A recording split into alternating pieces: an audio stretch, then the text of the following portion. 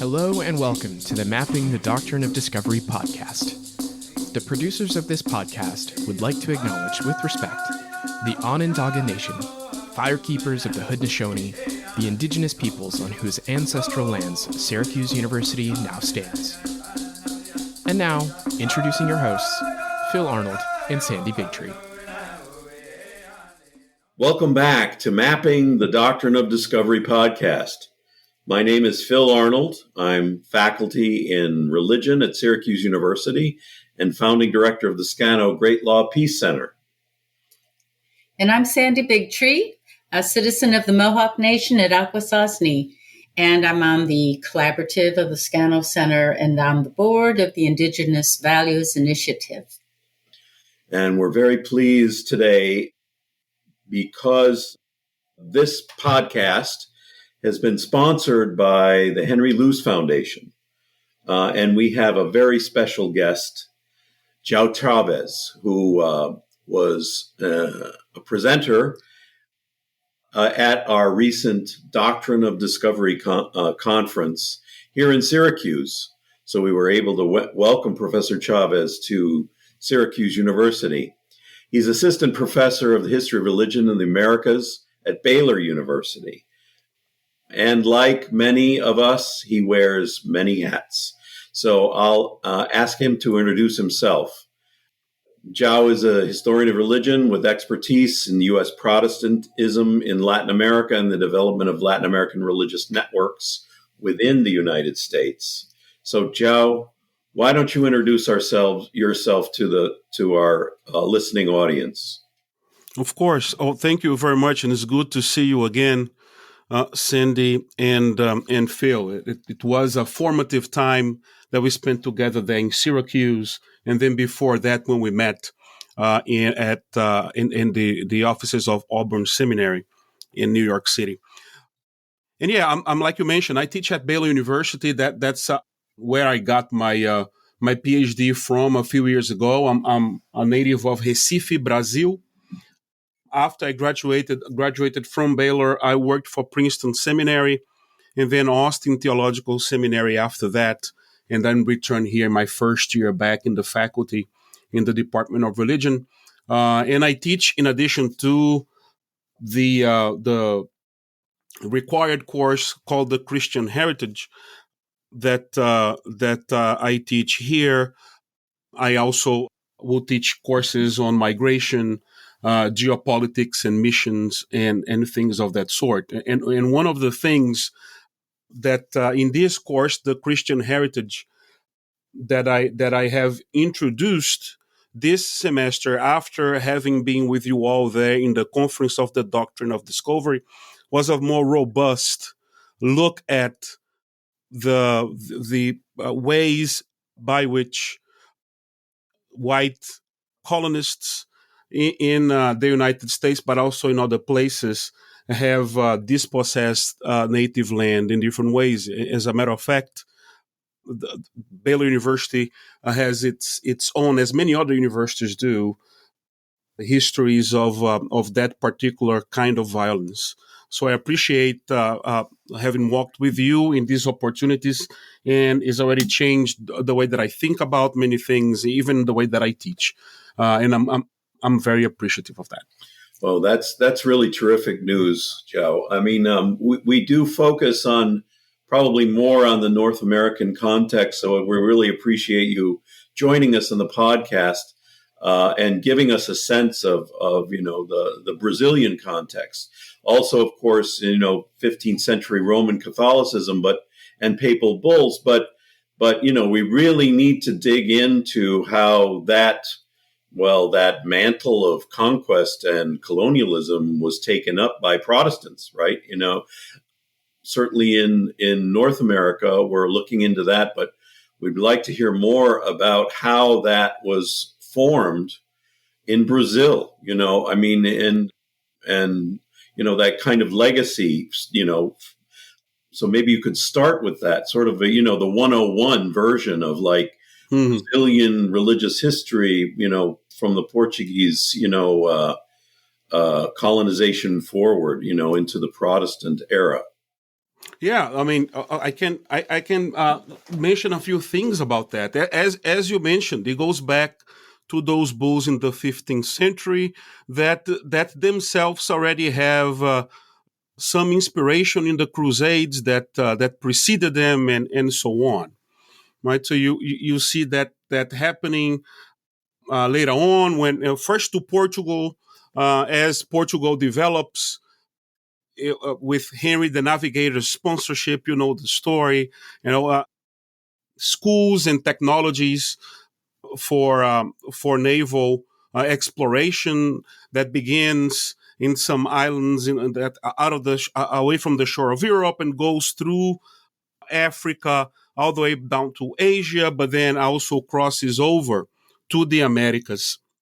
Brazil is a big part of that. It is the part that ends up being given, quote unquote, to the Portuguese by the Pope, and then later in the Treaty of Tordesillas with the Spanish crown, they divide that, and it becomes the site of the dispossession of native land in ways that are analogous to what happened in the United States, and also the place where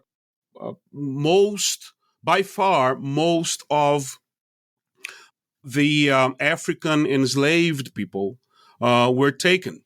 Good.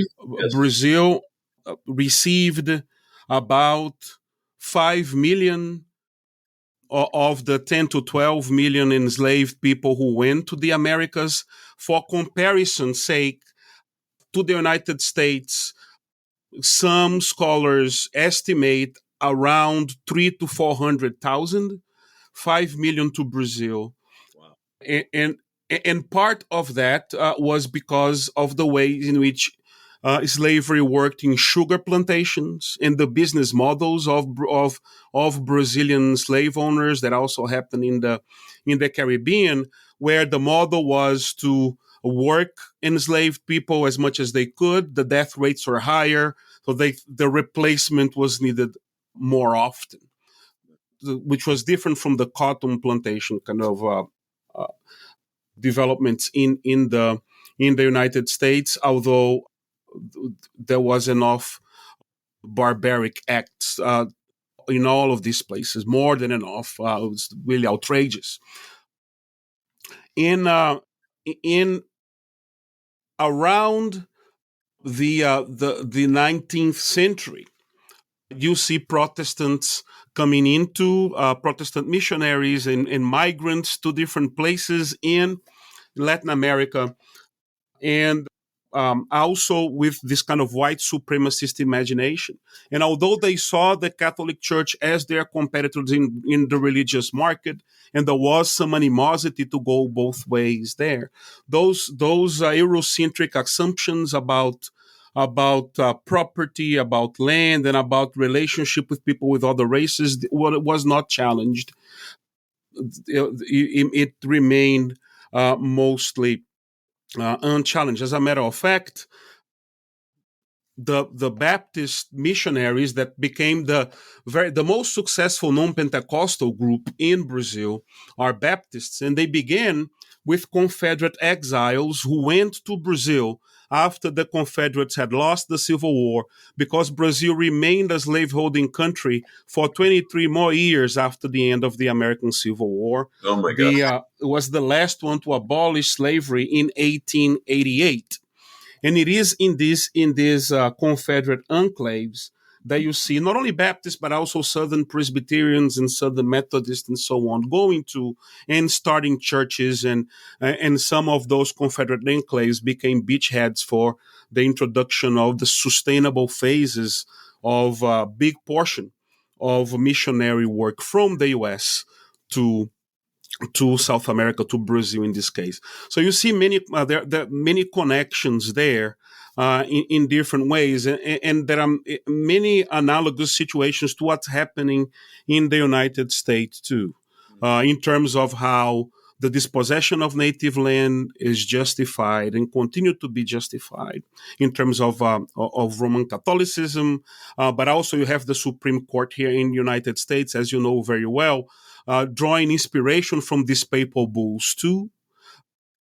And then with Protestantism bringing their own forms of neocolonialism and white supremacy there, although they did not introduce white supremacy to South America or to Brazil, they did bring their own networks and dispositions and resources to develop different streams of that disposition as Christianities and different forms of Christianity continue to grow in the country.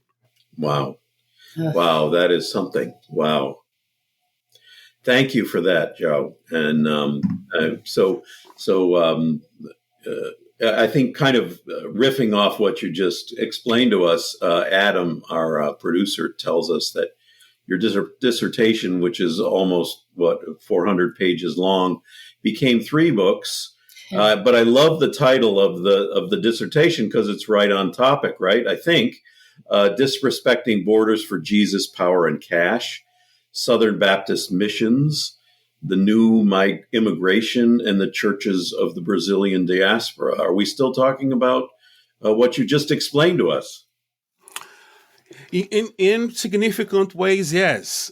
Because another version of this story is the fact that some of these folks who were deeply formed by missionary forms of Protestantism that went to Latin America are part of migrant groups that go to different places and form churches that are sometimes connected to very socially conservative theopolitical dispositions, right? So that this story goes on in different iterations, and as we look at migration continuing to grow in the world today, as a matter of fact, it is projected to become the number one factor in the growth of the U.S. population in decades to come.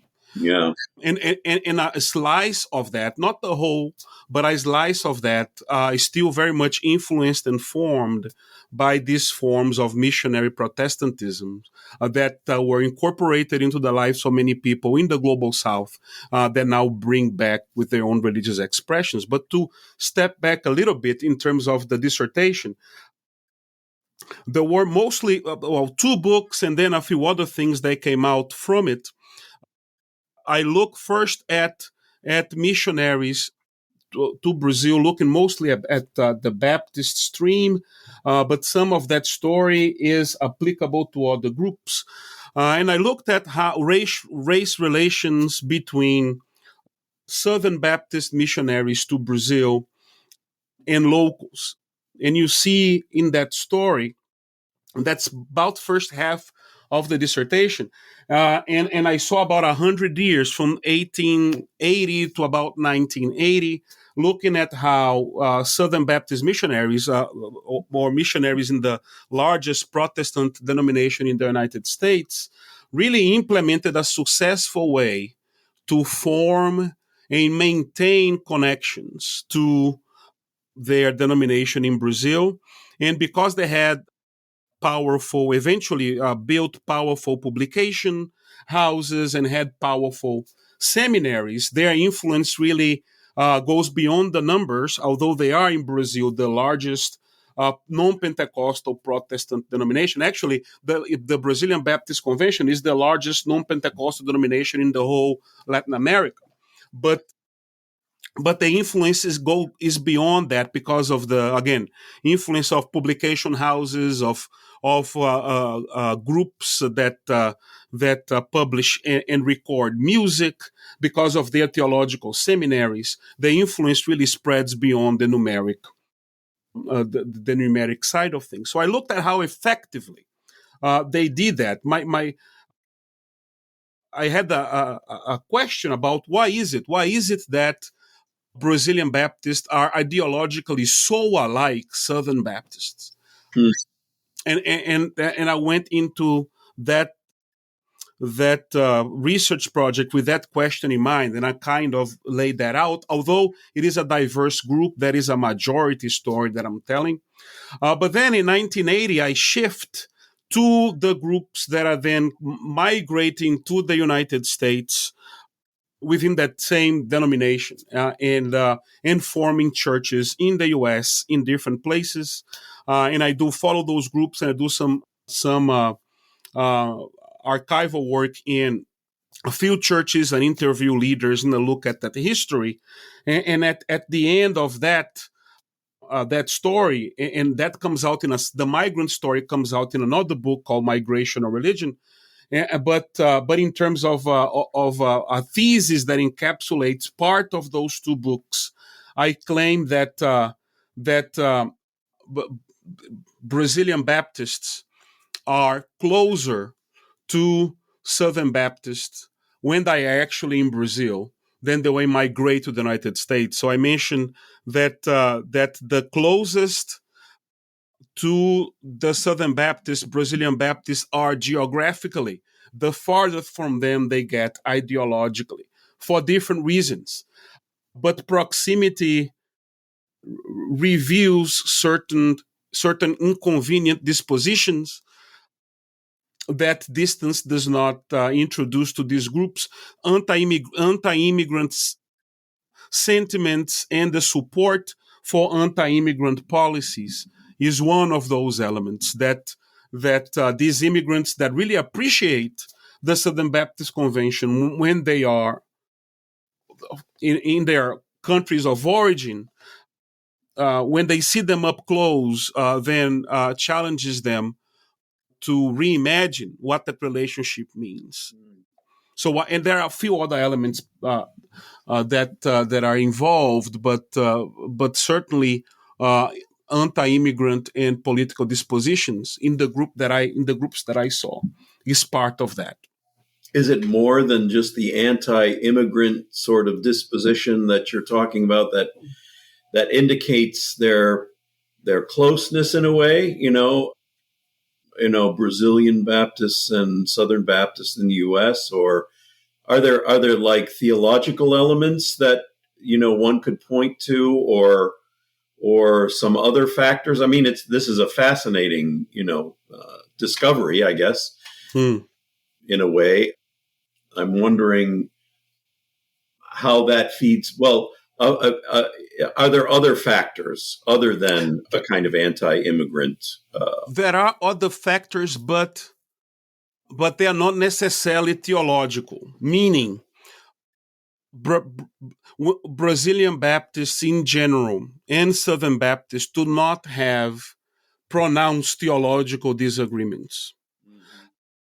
Now, the extent to which one is consistent in their political way of being with their theological understandings of certain things, I mean, that is there's a lot to look at that. But that is not articulated theological disagreement. What happened is that part of it is that in the U.S., migrant churches have as a central aspect of their existence ethnic solidarity. So the people who attend those churches, they do not go because of anything else or because of the denominational identity or the theological disposition. They go because there are people like them there, right? And then what happened in these churches led by these Brazilian Baptist missionaries in the United States is that most of the people who go to their churches are not Baptists. They are something else. And because of the polity of Baptist churches claim to be democratic, so people vote on things in the church. And you have these leaders with mostly a Pentecostal membership trying to negotiate what the church's identity would be. But what happens in these immigrant communities is that the central aspect that guide their lives are not theological claims, but are, again, the idea of living as Brazilians in a foreign land. And that introduces a series of different dynamics, one of which is the fact that most people in the churches I looked at, and that correlates well with what sociologists that looked at Brazilian migrants in the US have found, that most of these memberships is comprised of undocumented immigrants. And that becomes a pastoral challenge that really helps redefine the commitments of these migrants and of these leaders, religious leaders that are now trying to dissociate their theological beliefs from some of the implications of serving primarily undocumented community. They begin to dissociate more clearly justice from law, where they see immigration law particularly as being not something that manifests or represents justice, but as a matter of fact, something that denies it, right? And that realization of this distinction between legality and justice becomes another element in that struggle to pastor undocumented immigrants, many of whom come from different religious or even Christian backgrounds, but are together in these churches because they are kind of hubs of social support and of maintenance of ethnic identity. So I'm trying to sort out this sort of racist past and this element. So this emphasis, I guess, on missionization, right, and growing the base, I suppose, of the church, and then simultaneously having a kind of anti-immigrant framework that associates them with the North, right? Mm-hmm. So, can you speak a little bit about the missionary activity a little more with respect, for example? I mean, one of the things we focus on here is on indigenous peoples, right? Mm-hmm. So how is that missionization go in Brazil among these Protestant groups? Yeah, well, that is a topic that continues to be problematic in different ways. So missionaries to Brazil have been very active in the Amazon. Right. Brazilian missionaries and missionaries from the U.S. One of the things that people often overlook is that the expansion of Christianity, Protestantism particularly, that I looked at more closely, in these places often count with the strong support of locals who joined the new religion.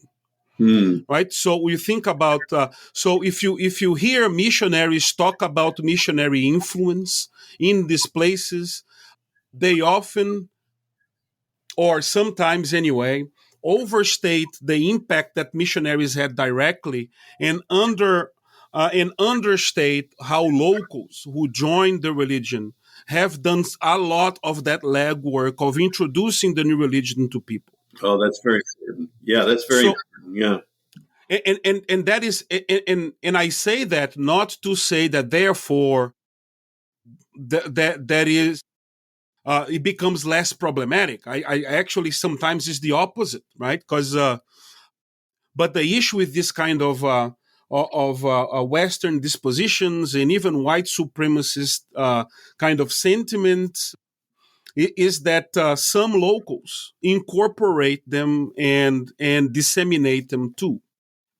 So you see that happening in Brazil in different ways, and you see that happening today, where locals are people who are spreading the message in ways that are sometimes problematic and sometimes in ways that reinforce their own subjugation. Yeah. Yeah. And I was just in Brazil a year ago for a project that I'm doing now with a colleague that looks at Christian nationalism in Brazil, and different places. And one place that we went to was the Amazon. We went to Manaus. And we went to a particular service of a mega church, a Pentecostal mega church, that they have a missions day. And what they had in that church, we're interviewing the pastors. And what they had there in missions day were, because we're right in the Amazon, they had a native Brazilian presentation where there were native Brazilian groups in the stage or in the pulpit talking about how they are part of these evangelization missions. Because the Brazilian government today makes it illegal for non-natives to introduce Christianity to native groups out of a concern of protecting their culture and eventually their land, which is threatening so many different directions what is left.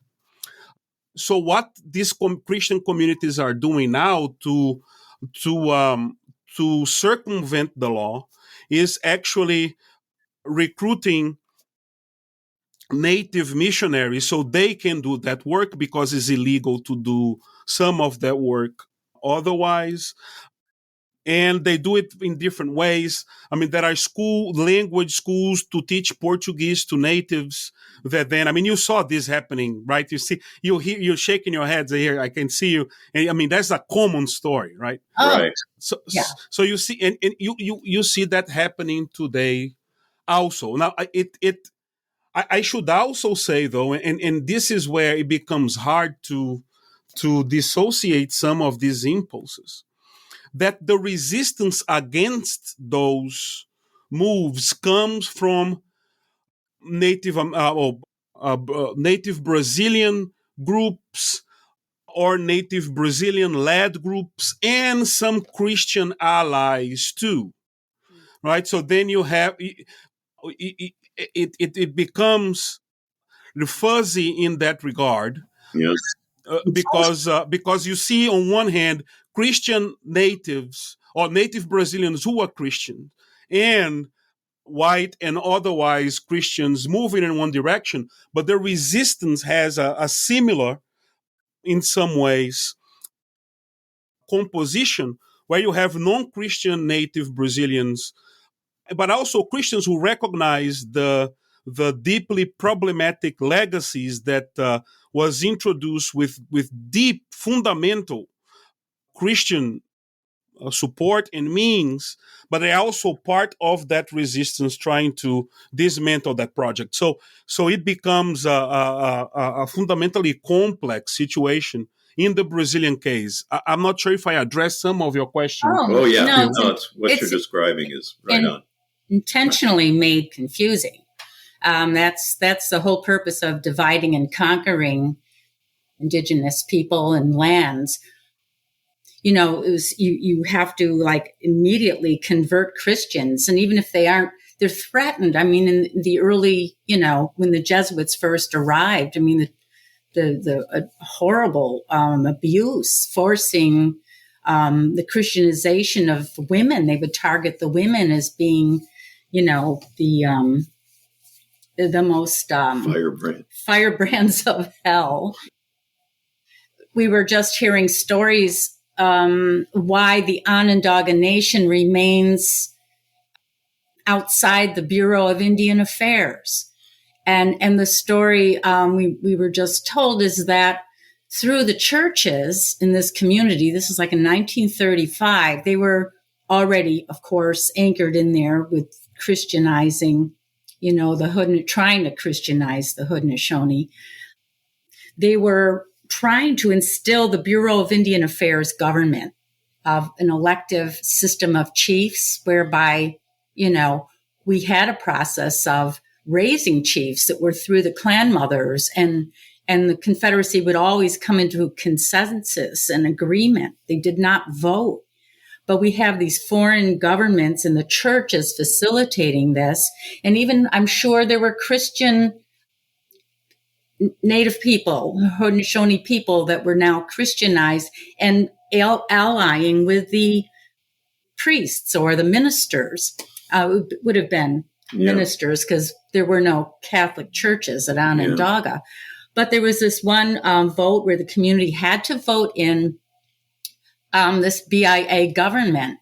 And all across Indian country, traditional people would not vote in those elections. And the only people that would vote in them were those that were more compliant with the church's wishes on their territories. So they would vote, and those would be the elections the United States would recognize. So then they would install these BIA governments because the people voted for them. Well, traditional people didn't vote in those elections because it's a foreign regime coming into their territories. So when this happened at Onondaga, rather than not voting at the prospect of letting a BIA government in there, they went to one another and said, for the first time, get out and vote it out. Vote no. Vote no. And they're the only ones that kept the BIA out of Onondaga. Yeah. And other nations across the United States were like astounded that they didn't have to, accept that BIA puppet regime of the United States. So many of them were trying to undo, that process in their own territories. But the U.S. said, no, you voted us in. We're in. And that continues today, actually. It's, 90 years ago, but it's still happening. People are still wondering, or different nations are wondering how they can get out of the federal system. But you triggered that whole story when you were talking, about instilling more of a democratic process of voting in these areas. I'm going, that's not necessarily a good thing. Yeah, it's a ruse. Now that most people are, of course, bound to this system of voting. I mean, I'm not saying you get out and vote because you're already in that process. But being indigenous, no, you do not want to bring that into your community because it's divisive, really, in the larger picture if you have not a better way of bringing minds together. And of course, what you're describing too, João, is, and it's also true here at Onondaga, what you're describing has a backdrop of these economic forces, right? That's so right. Missionization is not just a conversation about the nature of the spiritual dimension of existence, right? It's not a theological debate. There are these very big economic forces that are yearning to, get cheap beef in the, out of the Amazon. That's right. That's exactly right. Yeah, and so that I'm drawn to that cash element in your dissertation, right? So these two things are always conjoined at the hip. No, I agree. I agree with that completely. Do you need help catching up on today's topic? Or do you want to learn more about the resources mentioned? If so, please check our website at podcast.doctrineofdiscovery.org for more information. And if you like this episode, review it on Apple, Spotify, or wherever you listen to podcasts. And now, back to the conversation. Which now connecting to what Sandy mentioned, it makes it very difficult to do it outside of a system because so to mention the fact of cattle and beef, deforestation is a big deal in Brazil, and depending on who's on the government, depending on who is in the majority in the Congress and Senate, regulations and policing of deforestation can change drastically. You saw a previous administration in which there was less investment in regulations for this deforestation, and you have all this big cattle money that is deeply investing in just burning forests and native land even more, so that they can raise cattle, so that they can make money. So how do you do it? Are you going to mobilize people to be able to vote and to protest? It's really a bloody story. As a matter of fact, one of the pictures that I have outside my office door is a picture of a native Brazilian woman with the flag full of blood. That kind of brings this image of of this nation making that happen in different places, that does involve these three columns. And I do tell my students that the modern world was founded on three columns or three pillars, right? Racism, Christianity, and capitalism. It's hard to distinguish one from the others. When I think about missionaries, I am thinking about these dynamics going together, like you mentioned, Phil. I do not think about them separately. I think they work in consort. Yeah, absolutely. I mean, we had the Christian Front through the 30s.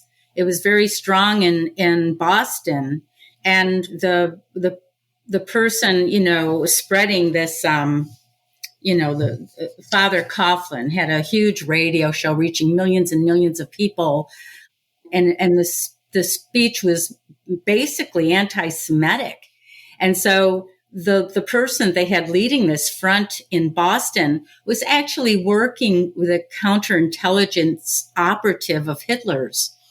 And they were feeding this Moran how to use propaganda to sway your audience, and they aligned over this anti-Semitism of the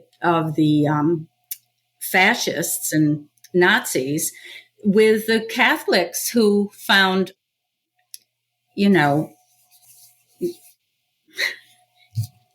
also aligned to anti-Semitic because they were killers of Christ.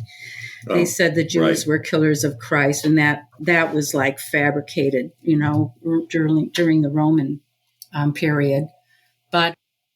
And interestingly enough, after the 30s, it kind of morphed into kind of the McCarthy era, where they were attacking and imprisoning communists. Because again, it's a continuation of the anti-Semitism because they viewed Marx as being a Jew. So not much has changed. It's just morphed and it's continued to just move around the globe. But these are old systems of manipulation and domination used from this, these doctrines of discovery that one human being has the right to dominate and control another. It's Right. I mean, it's an old story, but it also has these new manifestations, I guess. Here you have, in your context, you have Bolsonaro, who's Catholic, right? Being embraced by the Protestants in Brazil, the evangelicals. I mean, it's analogous to our story of Donald Trump in many ways, That's correct. Yeah. No, that's right. And Bolsonaro is an interesting case. Yeah.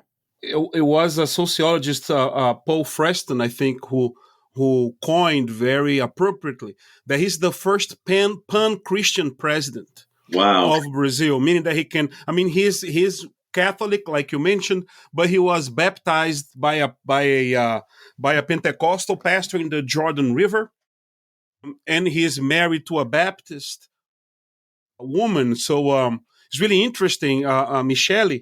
When they go to Protestant churches together, you can really see her taking the lead in some of that. And yeah, I think that he really, because what's happening in Brazil also, Brazil is in this odd position of being the country with the largest number of Catholics in the world, but also the largest number of Pentecostals in the world.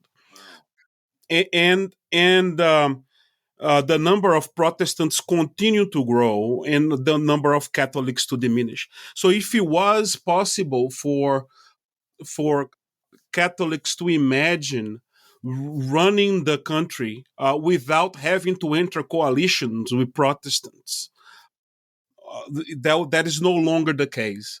And Bolsonaro is one of those figures around which these coalitions, ultra-conservative coalitions, have been built. And so you see that that Christian nationalism growing in Brazil with both Catholic and Protestant participation. I think that for me, who self-identify as Christian, although I was raised with a father who was a black Brazilian who wasn't, and he would often remind me of the histories and the complex entanglements of the tradition that I ended up entering. I feel compelled to mention that the most no, I wouldn't say the most, but a very important resistance. It also comes from those who are able to tell more honest stories about their Christian background or the history of their tradition, and try to reimagine it to be what they think, something that is closer to what would be a Christ who was killed by a state for being a subversive. Yeah. That is not the Christ of many who want to sit on the throne and oppress people and take what is theirs and violate them in so many different ways. So I think it was Gandhi who said that he didn't have a problem with Christ; he had a problem with Christians. And often I feel close to that disposition. Yeah, Christ was not a Christian. I mean, you could put it that way, right? When does Christianity start? It's 4th century, and that's probably when Doctrine of Discovery began, But I think I appreciate that comment because, Brazil is such an interesting place, religiously speaking. You mentioned your father. I'm thinking of, Afro-Brazilian or, Afro-Brazilian traditions, that are all through the country. And you could say minority traditions, but in a way, but then also infused into the culture. And so in so many ways, that is right. Candomblé, and Right. about yeah. So that it's such a rich area, culturally rich place, largely through trauma, of course. But this is the way the New World is founded. Yeah, that's right, and also it is interesting because often scholars, especially scholars from the global north, that look at Brazil, but other places in the global south, often think that those allegiances are mutually exclusive. Yeah. Right? Where's they're really not. On the ground, it is often the case where people do translate aspects of Christianity to align with cosmologies and worldviews that were already there. Yeah. Right.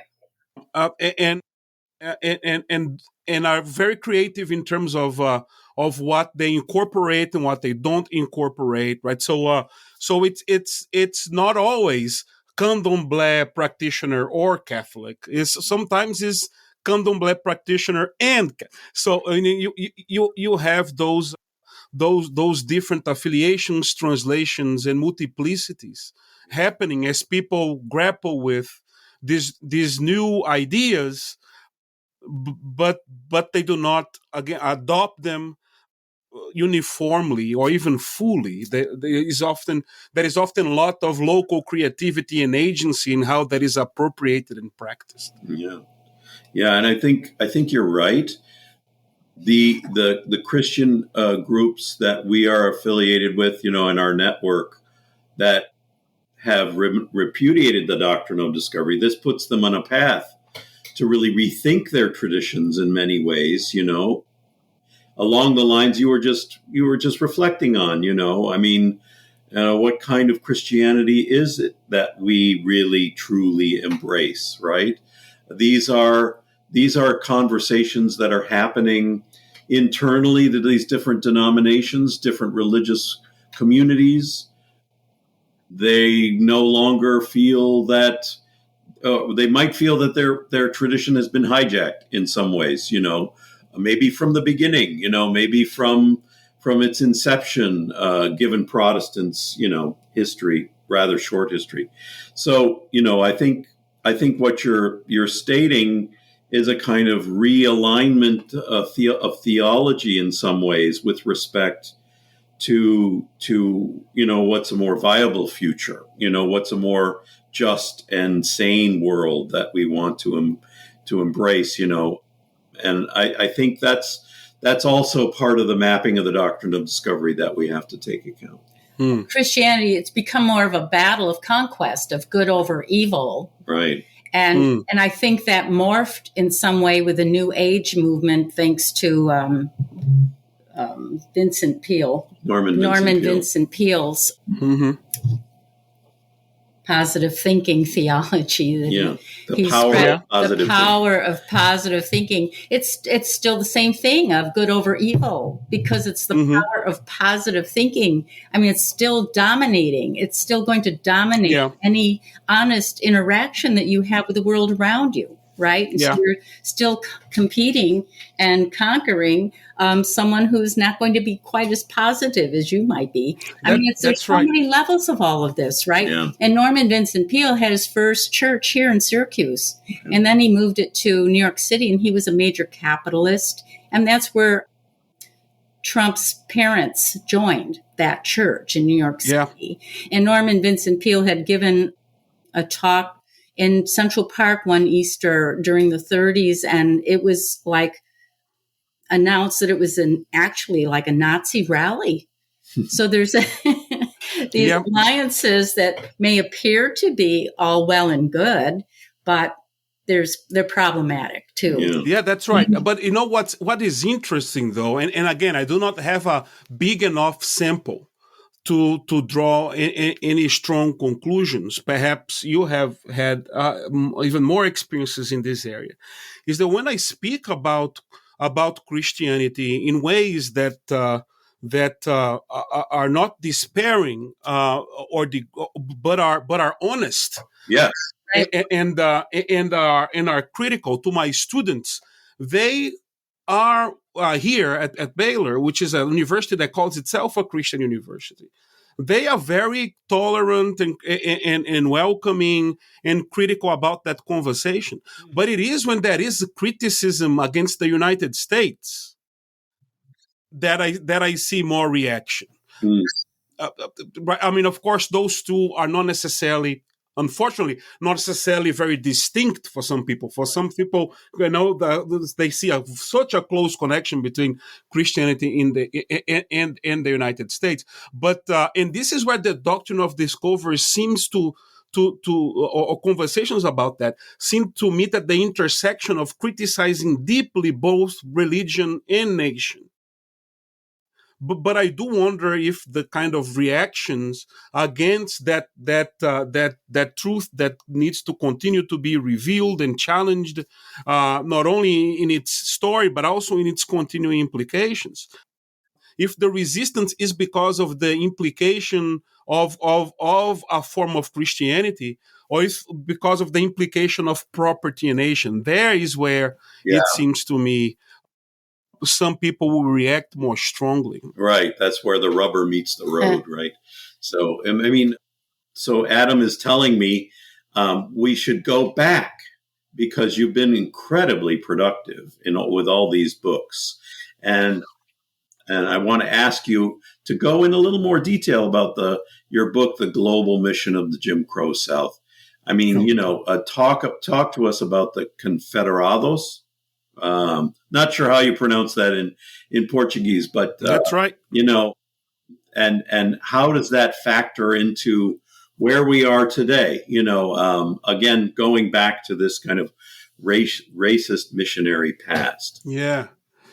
Well, let me start perhaps not at the end, but at the middle. Okay. I think he was a historian of the U.S. South, Charles Reagan Wilson, who said, or maybe it was somebody else that skips my mind now, who said that the South lost the battle but won the war, meaning that the cultural dispositions that were deeply formative for that certain mentality in terms of racial superiority and anti-black, anti-native racism, anti-Semitism, and all of that remain a guiding light in significant ways of Southern culture even after the war was ended. And I say this because the connections between Brazilian Protestants and Southern institutions are very strong, and in some ways they remain. I mean, with agreements to send leaders to train in theological seminaries in the U.S. and on and on. But what happened in Brazil, again, was we have these Confederates who lose the war. Thousands of families go to Brazil and to Mexico too, actually. And I say this as someone who is in former not only native land but also Mexican land beyond that, and there is some overlap even in that terminology. But when they get to Brazil, though, although Brazil remained a slaveholding country, they think that there's too much racial fluidity in Brazil. Wow. So then they go into enclaves of Confederate exiles that attempt to draw a harder racial line and boundaries. And again, it's there where we see churches beginning in terms of Baptists, but also Presbyterians and Methodists. You see Southern Baptist missionaries going to Brazil and first staying in those colonies and then moving away. Now, there is another element to this, which is Brazil already has its own had when these missionaries go there because of the Portuguese influence that dates back hundreds of years before that happened in the 19th century. Brazil has a racial taxonomy and imagination that is not based it doesn't become based on heritage like in the United States, but it's based on phenotype. So there is that distinction. But that said, the hierarchy of whites at the top and everybody else at the bottom was already established. So you see that agreement there. And then what happens is that those missionaries, they send the local leaders of their denominations to be trained in the segregated South. I'd say so the people are trained here, they go back, they found churches and seminaries, and they translate books. The books that train these ministers are all books written by Southern Americans, or by and large, the great majority, that is then translated into Portuguese. That's where they learn their theologies. And then you see that disposition growing in churches, and this goes on to the extent that up until the 1980s, after I was born in 1980, so even a few years after I was born, the presidents of Brazilian Baptist seminaries, or at least one of the major ones, was still a Southern Baptist missionary. So this is it goes on very recently. So and then after that changes and goes more strongly into the hands of natives or locals, I should say. The networks continue, and the impact is very much continue to this day, where many leaders of the denomination are trained in the United States and have U.S. connections. Again, I don't want to paint everybody with the same brush. I don't know if that's correct. That saying is correct. I want to acknowledge that there is diversity. But by and large, there is a major tendency towards this welcoming disposition in connection with the Southern Baptist Convention and that disposition. And that bleeds into the kind of political dynamics happening in Brazil that includes Baptists, but also Pentecostals and Presbyterians and others. And I can mention so many examples, but I mentioned that I was in Brazil not too long ago for that research. We not only went to the Amazon, me and my collaborators, we also went to Brasilia, and we and we interviewed elected politicians. One of them was the leader of the Evangelical Caucus.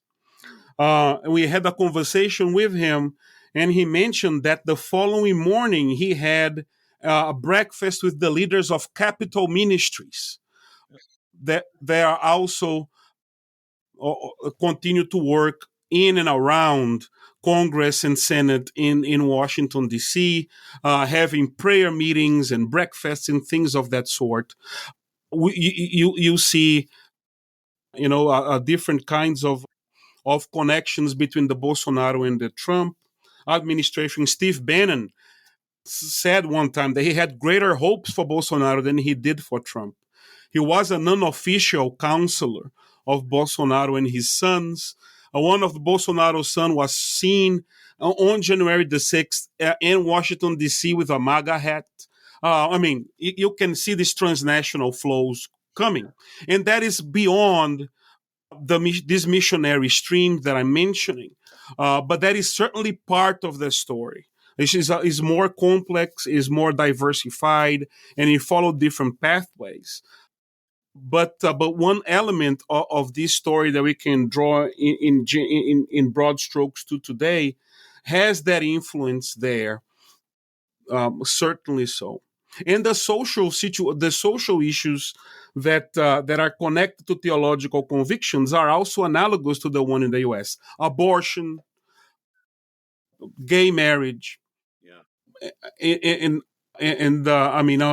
are issues that are brought up, and then the protection of the traditional family, right? So all of those things are talking points of these theological, political convictions that, in some ways, are very closely connected to each other by the religious right, both in Brazil and in the United States. As a matter of fact, and I'll mention this as a last comment, there are historians who argue that the religious right is in some significant ways co-created by the United States and Brazil, given their different partnerships throughout the 19th and 20th century.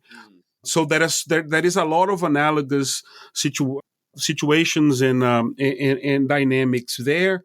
There are many partnerships to be talked about.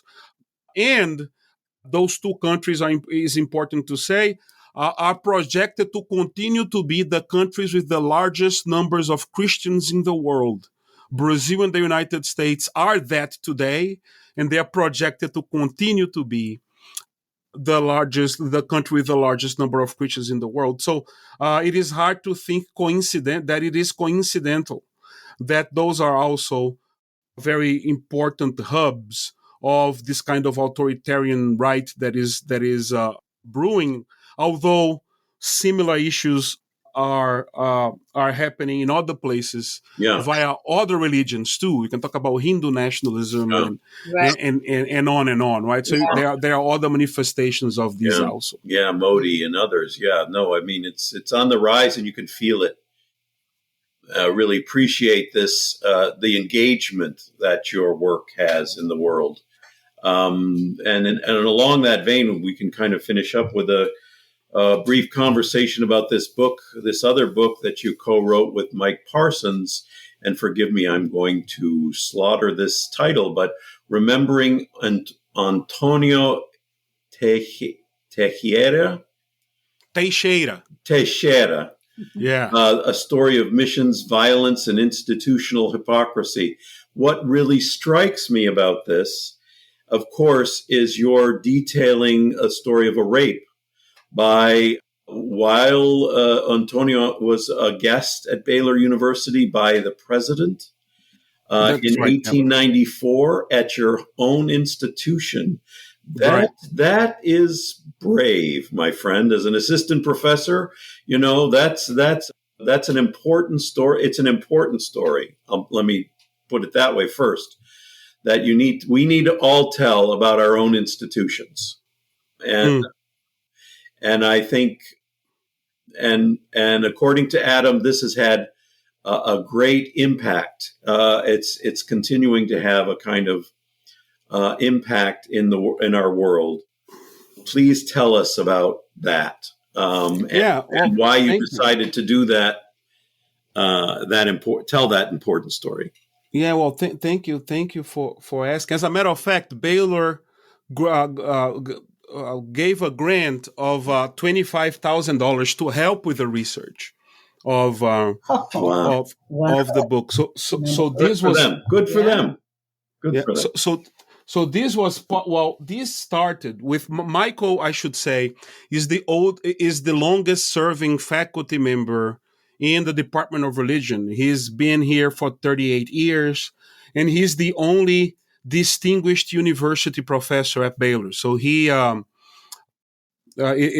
he's been in this institution for a while, and he was part of a commission put together and supported by the president and the board of trustees called Commission for Historical Campus Representations, that we're going to look at the statues and see what kind of figures the university wanted to celebrate. Now, one of those statues was Rufus Burleson, the president, who was the host of Antonia Teixeira, and then later tried to blame her for her own rape in some ways. And that story came up in connection to that committee. And then Michael, who was part of that initiative, emailed me and asked me if I knew about Antonia Teixeira. I thought he had misgendered Antonia, because Antonio Teixeira was the first Brazilian Baptist pastor in Brazil. He was actually ordained in a Masonic lodge in a Confederate enclave, and the name of the Masonic lodge was George Washington, in the state of São Paulo. So, by the way, a parenthesis here. I do show my student a picture of Confederate parties, and I ask them, where do you think this is happening? And they guess Mississippi, they guess Louisiana, and then I tell them, no, this is São Paulo. It's in the state of São Paulo.